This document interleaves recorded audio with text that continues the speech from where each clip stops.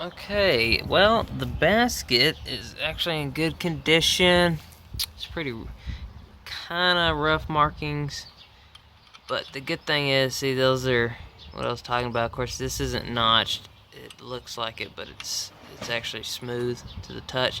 That's each of those is a clutch plate finger that goes in here, and see, they boop, boop, boop, put pressure right there from changing gears and whatnot, and the spinning force. It'll smack, smack, smack, smack, smack, smack. So that is more just kind of shining the aluminum. There, it's all smooth.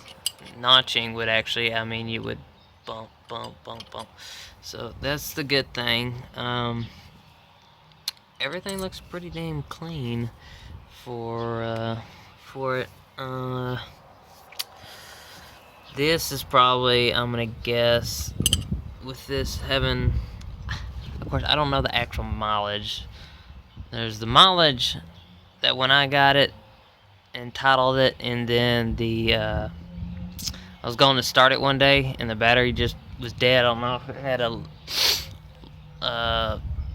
electrical discharge or what, and I go to charge it, and the LCD on the gauge dies out, and it reset everything. It resetted the odometer, I mean everything. And so I went to look it up on the internet, and apparently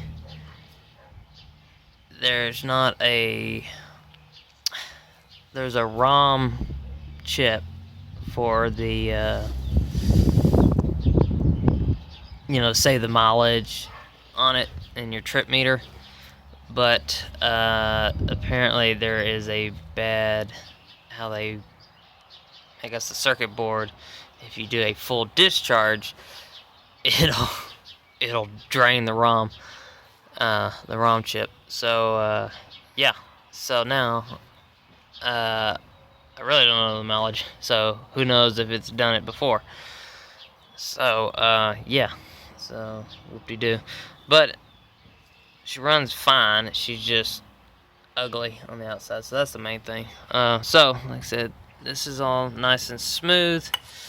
No problems there. But I do think I am going to end up taking this cover off, taking this out, and drilling more holes in it, because there are only 2 holes in the middle. You got one right here, you got one right there, and then there's 3 towards the back, and these oil, that allows oil to get in there, and there's 1, 2 is back there, and 3 is down there.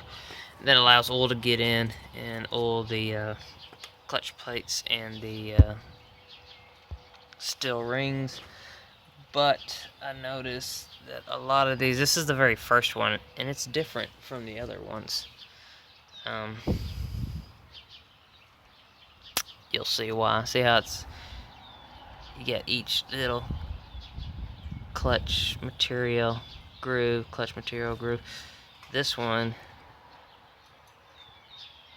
looks like it was pressed on, and this ring actually looks a little fatter. It may not be, but maybe just how it looks. It's completely different from the other ones. And like I said, we'll keep them in order. Then here's your steel rings, your clutch. You got the very back one, which is part of this, and then you'll have your first clutch ring go on, and then you follow with steel ring, clutch, steel rings, clutch, and then like that. These don't look burnt or anything. This one looks like it's kind of getting a groove in it. The other ones didn't look like that. There's that one. Now here's the other clutch rings, and the rest look like this. See how different they look? So I don't know if that's supposed to be like that on that first one or what, but see how you don't see the goop around it. You see just each individual clutch material. But also, see how wet it is right there? That was the bottom. Of course, the oil is more down there. See how dry? I wouldn't figure that the oil would drain. I rode this yesterday, so I wouldn't figure the oil to completely drain. I mean, look, I barely got any oil on my gloves, and see how it's attaching to it. I'm wondering if the clutch is dry. So I'm just gonna take this whole thing and soak it in a container of oil that I use, and then see if that helps. I'll try that first, and then if it doesn't seem to be helping, I'll take this off, start drilling holes in this. Of course, I'll counterbalance the holes or whatever. I'm not gonna just drill holes anywhere. But I'll follow what they were doing here and here. It's just strange how they just have two. Because other bikes, hell, I've seen smaller bikes have way more holes than this. This thing only has 5 total. So, I mean, I've seen 12 or more. So, I think it's not getting oil. I mean, just look how dry that looks compared to down here. I don't picture that oil just completely draining, to the bottom and completely drying that out. Because this, nothing goes up there. That's just the clutch, push rod in there. Which just pushes when you pull the clutch handle. This comes out, and of course it's spinning, and it pushes against right there, which pushes this whole thing out. So this obviously just sloshes oil on it. I would have thought there'd at least be, like a pressure jet, oil jet,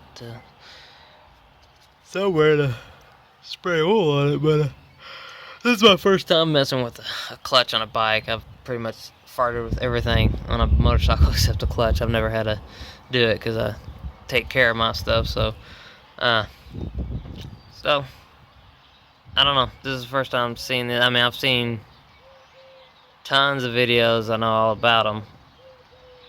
But to me, from what I've seen and stuff, that looks dry. So I don't know.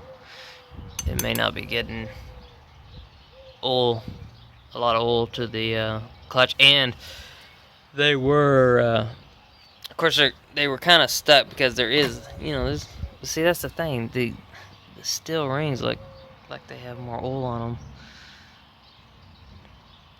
But see, it's dry, real dry, and then there's a little bit oil there, and then it's pretty much dry all the way around. So I'm thinking it wasn't old enough. Excuse me. And